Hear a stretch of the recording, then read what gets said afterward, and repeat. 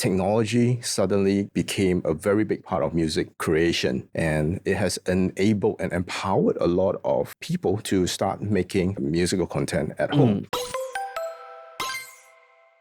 Welcome to the One Day at a Time podcast, where we take things one day at a time.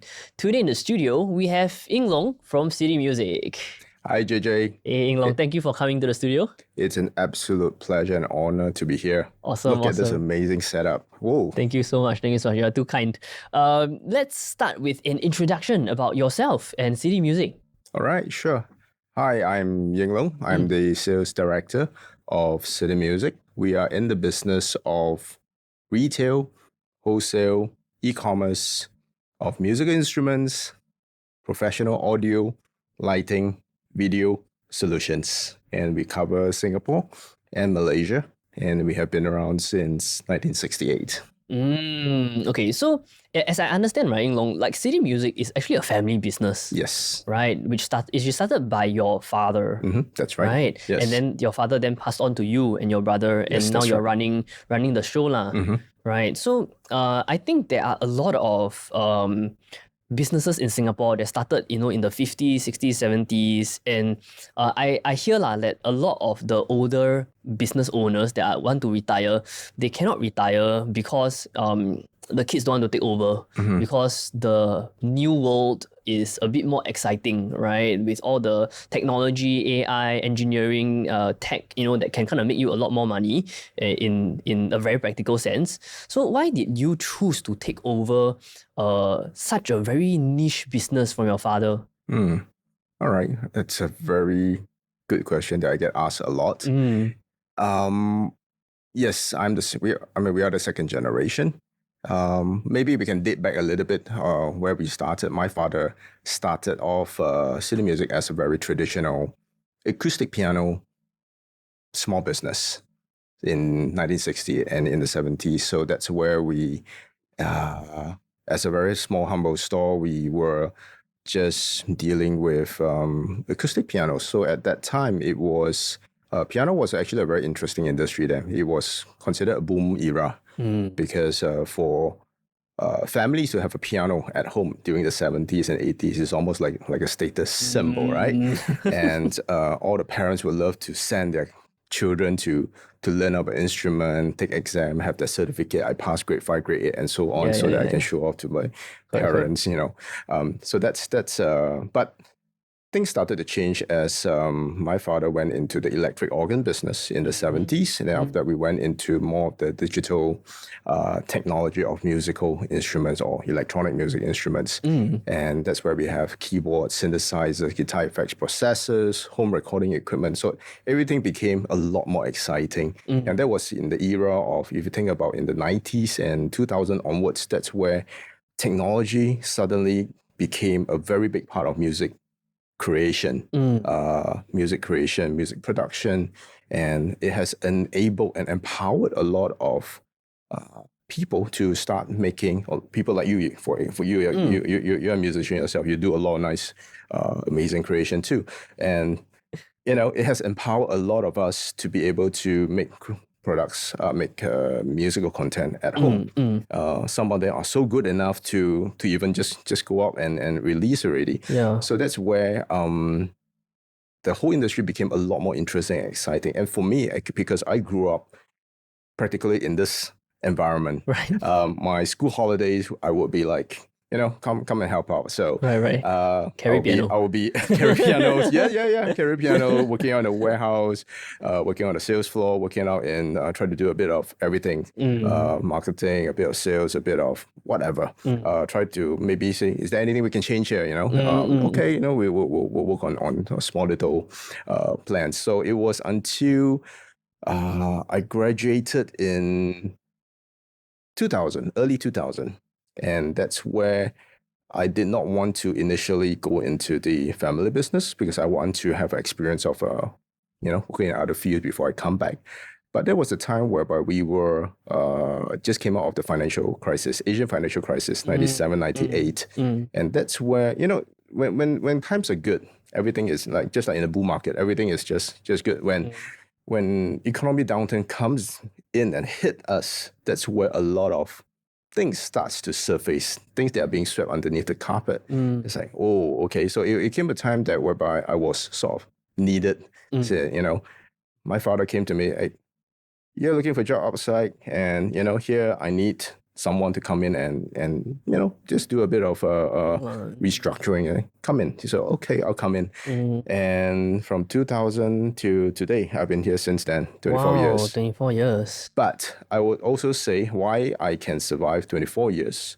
Why we can survive for 24 years in this industry is it takes a lot of passion in what we are doing. Yeah, for sure. We are really interested in where the technology of music and audio has progressed and how it has actually empowered a lot of creative people out there to do what they are. I mean, these are not what we can do today is not possible in you talk about 20, 30 years ago. The kind of technology, the kind of affordability. You know, we can even make music from your mobile phone, for example. Yeah. You know, we can start to make a movie from your mobile phone, right? Then of course there are a lot of others surrounding peripherals. That's where we come in. We offer all the solutions.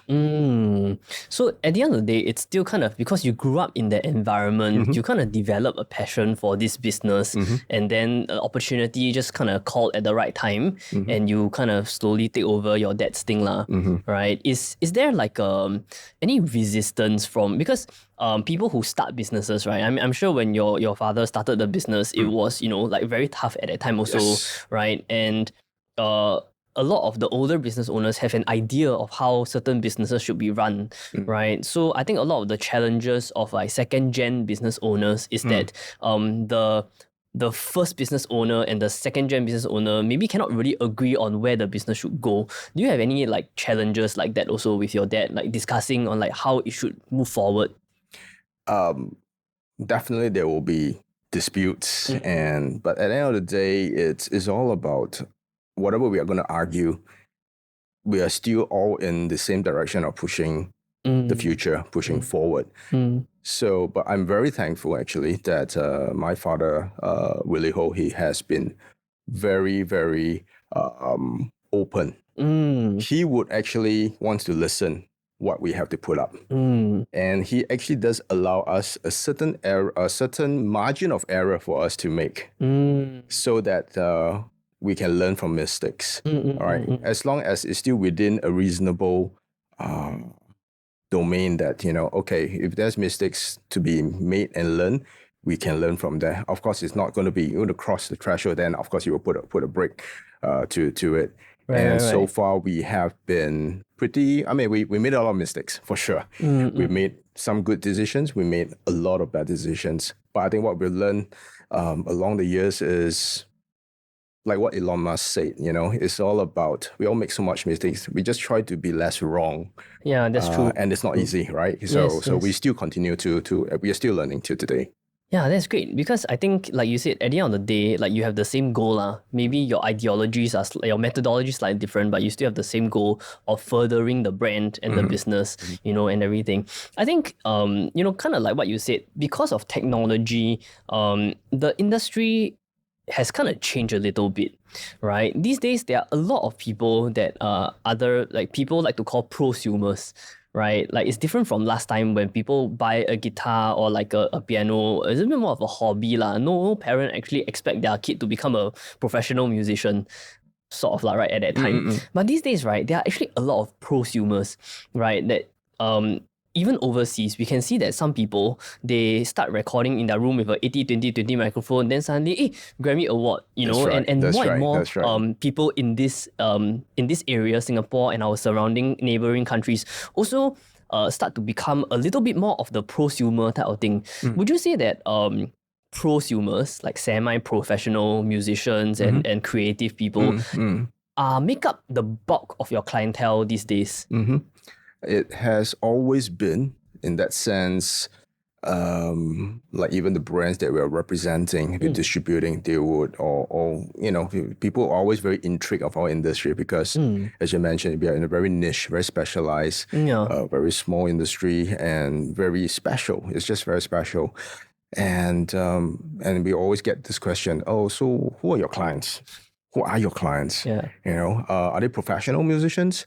If we're going to depend on just purely professional musicians, they probably make up about 5 to 10% of not even 10%, about 5% of our total clientele. So in fact, that's what a lot of people assume our main bulk of our business is. But in Singapore, we're just such a small little economy here. So if you're going to depend just on professional, then I think we won't be here today. Yeah, I can go home already.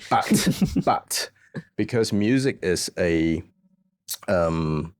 can be a hobby. It can be a passion. It can be a hobby, and music can do a lot of amazing wonders actually to a lot of us.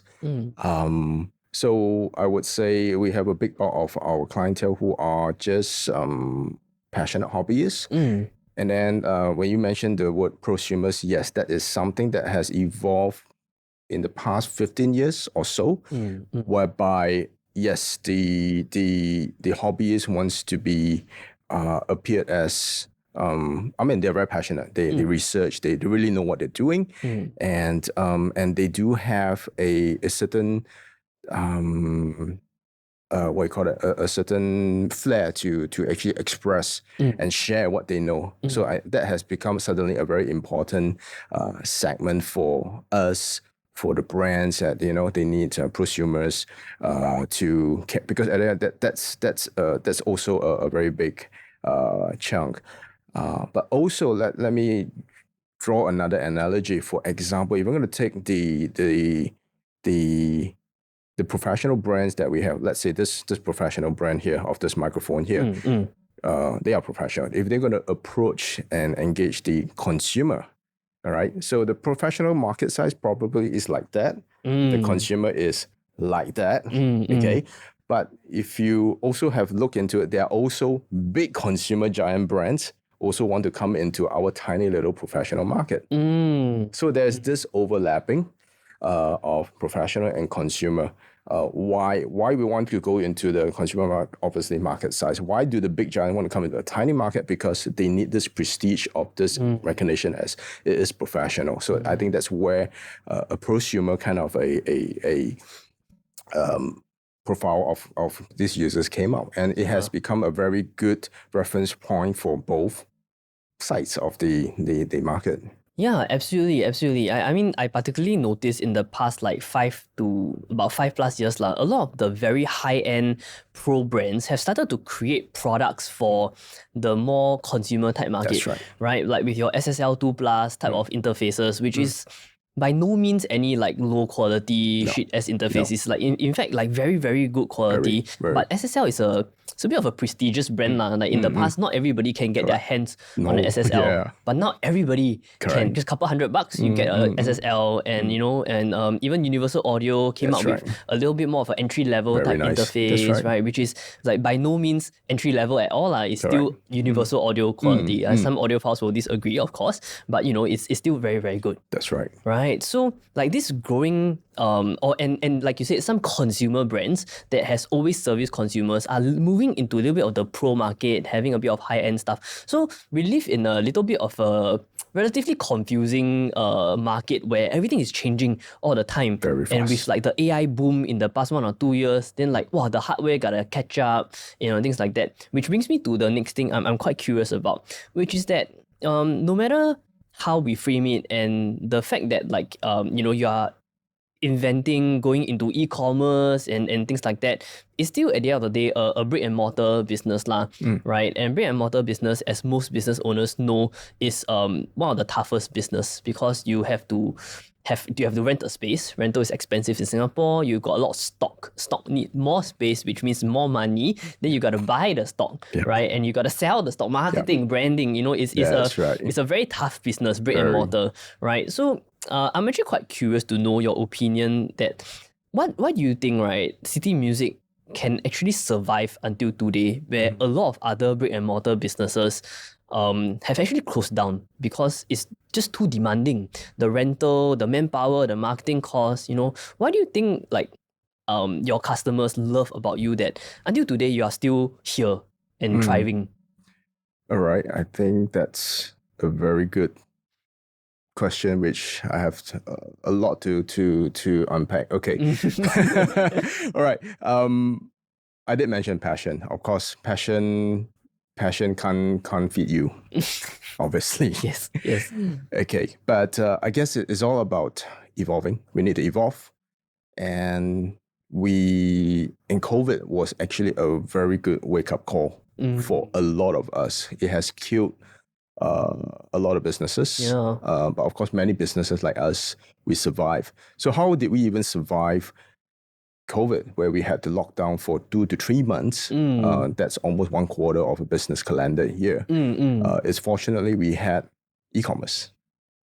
So this is where your brick and mortar that you mentioned has to be part of a bigger picture of the business. That's why they have this thing called e-commerce. They have brick and mortar. They have another term called e-tail, for example. You know, it's like a hybrid. They also have terms calling it what's the other term? Okay, you'll come to later.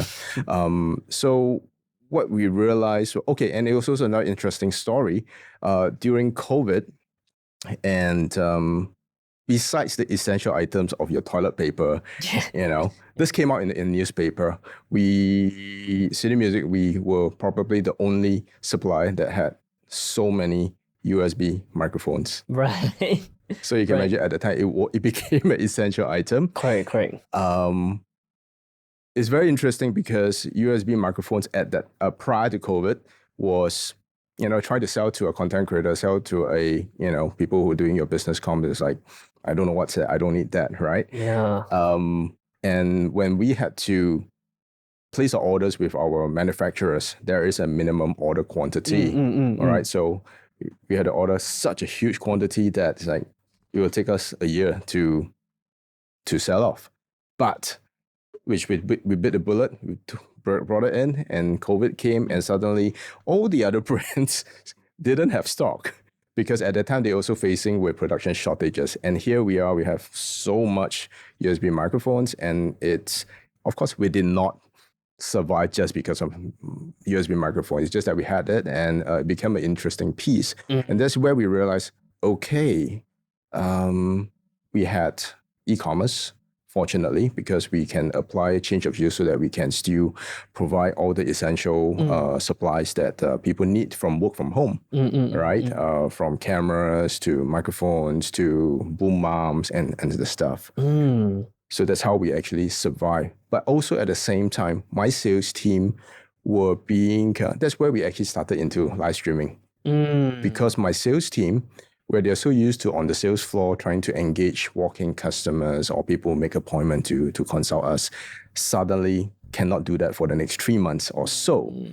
And that's where we told our sales team, okay, can you take your product back home? Okay, I'm gonna give you camera, microphone. Can you just start doing live streaming and start selling online? They were being thrown into the fire. They didn't like it initially, but not long after they got the hang of it and they were doing it. So they were doing content like during COVID, we were doing this chat while we pack. So because we have an e-commerce, during lunchtime, nothing to do. Instead of watching TV, they are watching our team in the packing room pack whatever this customer is ordering. Okay, this so and so ordered this microphone. Quite entertaining, actually. Yeah, then we start, okay, what can this mic do, for example? And that became that's how we started. Then after that, we started to interview what you call that, artists. We try to do tiny desk little corner sessions of performance and showcase. That's how we all started. And then we all moved into podcasts. We moved into, then we realized content is something that has become the most important part now. Content is king, right? Most essential, right? It is. Yeah. So we would put music, audio, all under the content category of business. That's what that's how we evolve. And also we were very fortunate because we have been in the industry for 50 over years. And after COVID, we actually had the opportunity to do a rebranding campaign. So with the support of Enterprise Singapore. And I really must give credit to them because the government really do take care of our local businesses. It's just that it can be a bit of a a spider web to navigate whatever resources that are out there. But we are fortunate we have a very good officer to take care of us. So we did a rebranding campaign. We changed our logo, changed our whole message. So our current tagline now, our new tagline is, okay, before that, why we need to rebrand is because with history comes with baggage. So it has come to a point that we realized that we are losing connection with the next generation, the Gen Zs, the Alphas, where we did a focus group study and we really went out to the consultant did the research for us. There are people who don't know us, right? We were surprised, we cannot be complacent and think that we've been around for so long. People should know us. Actually, no, a lot of people don't know us, especially the next generation. And why they don't know is about how we are not connecting with the next generation, the message, the whole feel of it. So that's why we did this rebranding campaign. So to answer your question, even to pitch this to our big boss, my father, it's like, why do we need branding? We've been around. Yeah, that's precisely. If we don't rebrand, we will become old-fashioned. That's where we will get being left behind. So we're very thankful. We did the whole rebranding process. The consultants were great. All the designing agency came in and they changed our logo.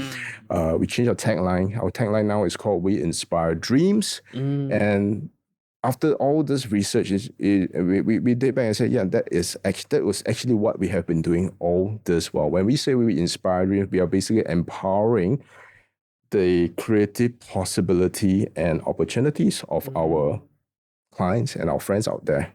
What was the old tagline? The old tagline was actually, so you can see, and we were not very good at that also. But I thought it was a very good tagline at that time. It did work. It's called Partnering Your Music Journey. Right. Okay. I mean, frankly, I don't know the taglines because I think how a lot of us in this generation, in our late 20s, 30s, 40s, right, we know about city music because it has always been, hey, you want to go city music? Hey, you want to go city music? Then it just become a thing, right? When you are near the Park Lane area, that's right. You want to go city music? Then you go in, somehow you just come up with something like a tuner or whatever. You have like 10,000 tuners at home, but you still buy because it's a bit of a hangout spot, I would say. Thanks. Right? That's how a lot of us got to know some of these I'll say older brands, right? Not just in music, in some other. It's just because we all love a certain thing. So got new guitar, then go and try, right? Then don't always got money to buy, but you feel like you gotta buy something. We welcome that actually, yeah. Right. That's the whole idea why we treat another what my father has passed down to us is, besides the ethics of business, integrity, what we also learn is at the end of the day, it's not what we sell. It's more important is what our clients are buying. Actually, that is really more important. So if, let's say, a client want to come in and want to buy a microphone, we are not interested to sell a microphone. We are more interested in know what you want to use the microphone for before we can propose a solution for you. Right. If you need a microphone, you definitely need a boom arm. You need cables. You need so and so. Yeah. So that we make sure that we don't want you to buy a product just because you do your own research. Fine. Our next generation, today's clientele are very, very well informed. Yeah. All right. But we are still here to add that final, to seal the deal, to really make sure you're confident of what you purchase. So at the end of the day, what we're chasing is not, we even tell our sales team, it's not what brand we are selling, what product we're selling. At the end of the day, is what we want to achieve is because we are the ones selling. So we have to be the destination. So even though you're going into this whole e-commerce and online shipping, free shipping, whatever thing, the human touch is still actually very important in your business. Yes. Right? To have a consult with your salespeople to go down and try certain things. Because certain things like audio equipment, video equipment, you cannot, or rather it's very hard to see the product online, see the 3D view, and then okay, I want this one, right? It's, I guess, sometimes very hard so you got to go down and try certain things and have a professional there to explain to find out what you actually want to use the thing for. So maybe there's another product that is more suitable for you as a solution. That's right. And vice versa. So it's still a lot of human element to it. So we do have actually an appointment system whereby, so we're trying to take cues from some of the more mature markets in the West, for example. So we have this appointment system. Book an appointment with us. We have different categories of consultation you want to. You don't have to pay, obviously, but and we like the fact that we can have appointment scheduled every day, you see. Then we can say, open up the calendar. Who do I have coming in at what time? Oh, you're going to be looking at speaker system. So my team will get prepared. All right. So that we can make it as quick as possible rather than. But we also have to bring this to the next level, as what many other e-commerce businesses have. We have a chat at the bottom of the right-hand screen. Click the icon. What we also do have is you're able to open, there's a camera icon there when you start chatting with us. If you want to open up our cameras, that means we do have an AV, audiovisual card in the space where we can actually move around. If let's say you are at home browsing during our office hours, you need to talk to any of our sales consultant. We don't need to see your face. You can see our faces. Oh, wow. All right. And they will be all with their headsets on, with external microphones if they need to hear the guitar sound. All right. With cameras, with lights. All right. And then, I want to go to the bass amp section. So we'll push the card over. Wow. All right. So at the end of the day, we facilitate, we hold your hands to, is this what you want? All right. Add to cart. Check out. And what we also do next is we encourage our client to do self-pickup. Okay. Now, this is a for variety of different reasons, because our last mile delivery has its limitations because of we cannot hire the foreign laborers to come in to do a lot of the logistics. So it's pretty much a very local economy here. And because of that, it will hit maximum capacity. So there are times whereby we cannot, our products cannot be delivered to our client as fast as we would like to. All right. So we actually use it as a reasoning to encourage customers to come down and pick up yourself. And most of them, a lot of our customers don't mind because they want to, they also know, I'm going to order online. It will take me 3 days, right? I order online, I come and pick it up. Prior COVID, this doesn't make sense. Like, why would you want to order online and pick up? Why just come down and buy? But now it's because 95% of our customers' journeys start online anyway. Okay, so go online, order what you want.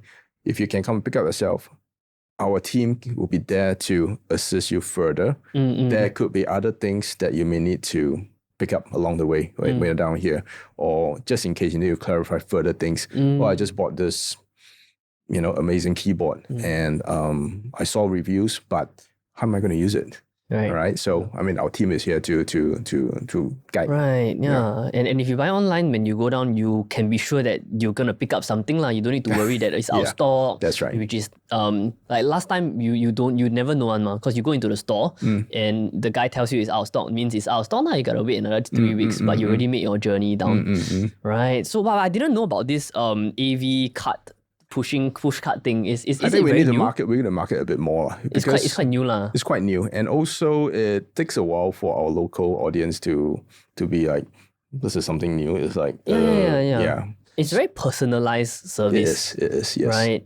So that one of the questions that I was gonna ask you is that like last time in the past, it's a very local economy. Yeah. Your competitors are basically just other shops that sell equipment, musical instruments. Yes. But these days, right, it's not anymore. Because someone else can easily go onto Amazon, one day shipping, buy the exact same thing, maybe a bit more expensive, but the exact same thing, right? And bigger companies like Amazon, like Dorman, like bigger company, bigger marketing budget, bigger everything, right? Bigger everything. So in your view, right, how would you kind of what do you think the future will be like? Because this is the fact is that no matter what industry you're in, it's no longer a local competition. It's an international kind of competition. Right? So, like in your opinion, how would City Music approach this? It's still going to be our people. So at the end of the day, we still want to. It's still the same thing. It's not. We could be selling the same thing that everyone else, but more importantly, we have to work harder to on our end to make sure that we are the ones selling it. So that involves a lot of our team prides a lot on their expertise. What they are trying to do now is to be better content creators so that they can share all this expertise. So we're working on it. We're not the best content creator. I mean, we're not real content creator to start off with. All right, not like you, but we are we are the reason why we are into content creation is to facilitate our business, but also to build up the personality of our team here so that we can remove that connection. We can build a connection and remove the barrier, the irritation, the defense mechanism, right? So at the end of the day, like for you and your team, it's still the human touch, right? Because I think there's a lot of, in many businesses, in many industries, there's a lot of talk of technology, implementing AI, implementing machine learning, and, like people losing jobs over AI, because now with whatever image generation, ChatGPT, a lot of the jobs like copywriters, like at the base level, they're losing jobs. That's right. Right. And I think what's really, really cool here is that even though like you're a brick and mortar business, like what you're really selling here, like you kind of mentioned, it's not the equipment, it's not the instrument, but really the human touch or the passion that your team has with the whole process of not just audio creation these days, content creation, right? Actually, salesmen nowadays Python still have to make content, and all that. But I also see that along the way, sometimes we watch your live streams, like your stuff start to become a lot more in tune with the whole content creation economy, and it seems like they're actually enjoying it lah. They are. Maybe their acting skills very good, I don't know, but it seems like they're actually enjoying it, right? Quite fun. It looks quite fun, ma. Yeah, right? It is. They are enjoying it.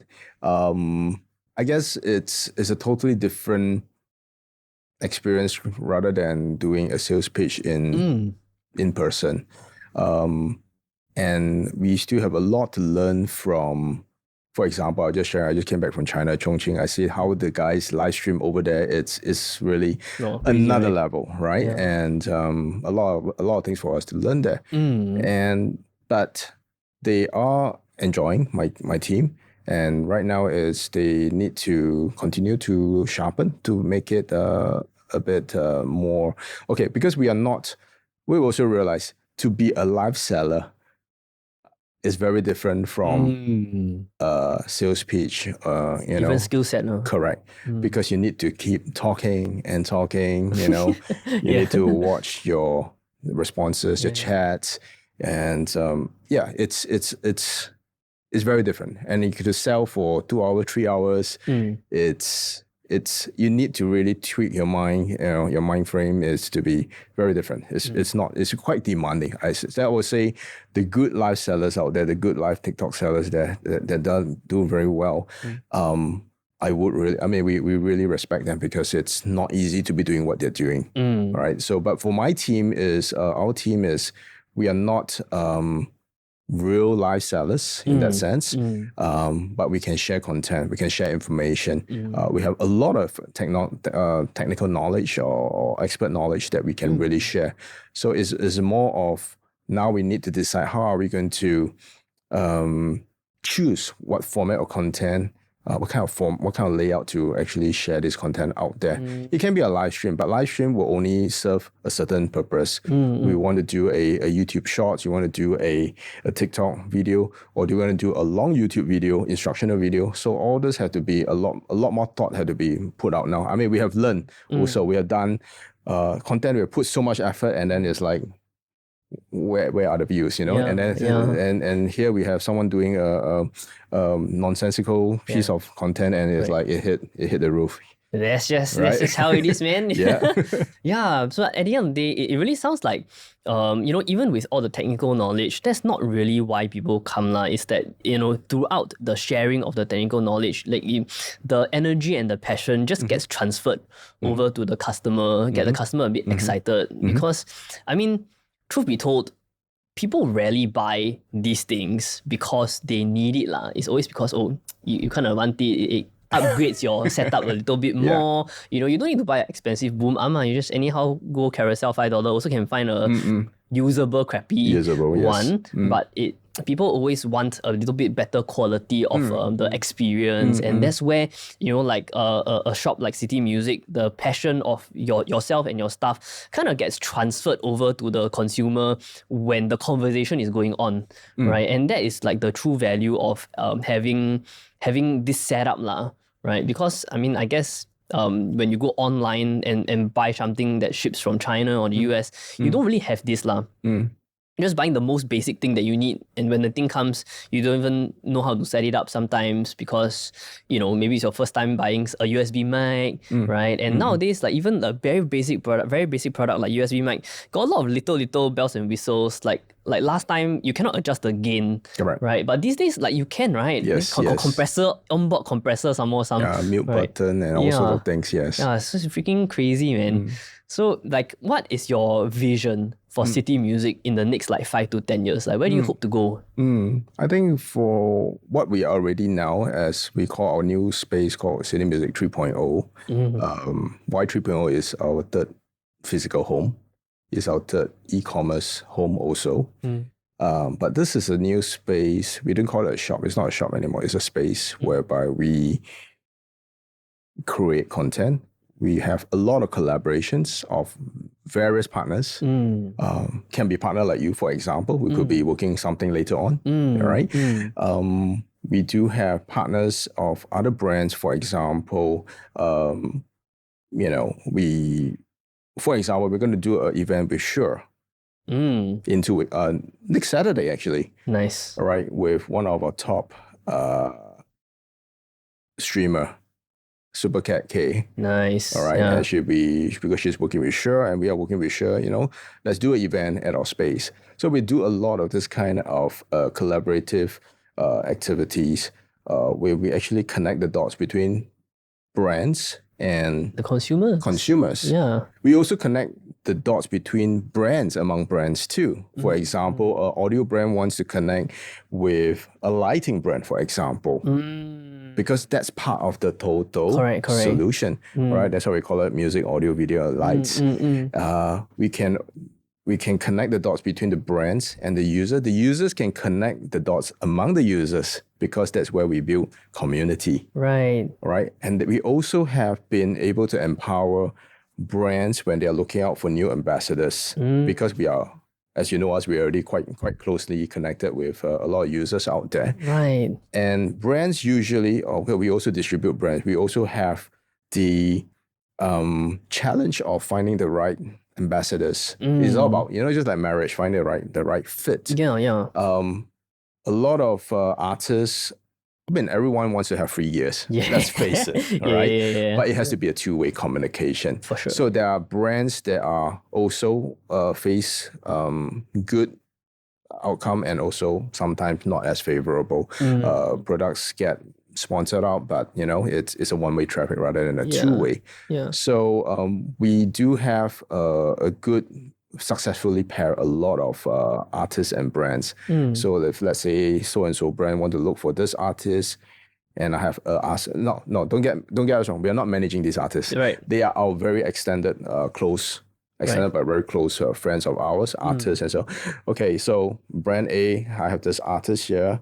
I think you should work with this artist. Why? Because they are so and so and so. All right. At the end of the day, they know how to promote your products, and they will really appreciate the support. And I can tell the artist, hey, I have this brand looking for, ambassadors. All right. This is what you need to do. And so we actually, when we connect the dots, we actually take out a lot of the question marks, all right, and it have become, and we have had so many brands. Some of them we are finding ambassadors ourselves for the brand that we distribute, right? But some of the local brands also, like Shure, Audio Technica, Sennheiser, we have connected a lot of dots actually. Yeah, so essentially, like you hope to become like the centerpiece that connects like the different parts of the industry, right? The brands, the consumers, the ambassadors, and then just gel everything up into like a little bit of a centerpiece where people need something, they can just kind of look for your team, like Yeegn Lougn, hey, I'm looking for this, can you? Because at the end of the day, like you said, it's about building community. That's what drives the whole brand and the whole business forward, right? Because if people believe in the brand, then you will be here to stay for a long time. after COVID, what we realized, we can't walk alone. We have to walk and hold hands with our partners. Obviously, 1+1 is not 2 anymore. It's a lot more actually. Nice. Okay, so if someone, right, is kind of interested to find out a little bit more about the space, City Music 3.0, they want to go down and visit, or they want to just check out your website and this new thing that you're talking about, the AV card, right? Where can they actually find you online? All right, so you can look for us at our social handles at City Music SG. You can go to our website, citymusic.com.sg. You will find you'll be able to find us. If you want to come down to our studio and our space to check out our space, we are located at 701 Sims Drive, LHK Building, Unit 0205. Wow. Make an appointment with us. Our team would love to connect with you guys. Nice. Thank you so much, Yeegn Lougn, for coming into the studio. Thank you, JJ. Really appreciate your time. time. It's been an honor and absolute pleasure to be My here. pleasure, my pleasure. Thank you again. So if you're looking for any new equipment, maybe you are looking for a new shiny USB microphone for your Zoom sessions with your clients or your students, do go down and check out the wide variety of gear. I've personally been down to the new store as well, and I think it's still very shiny. Still got the new smell, it's very nice. It's always nice to buy new equipment and feel like you're upgrading your setup. I mean, that's something that we always look forward to, right? Thank you, Yeegn Lougn, and we'll see you next time on the One at a Time podcast. Peace. Thank you.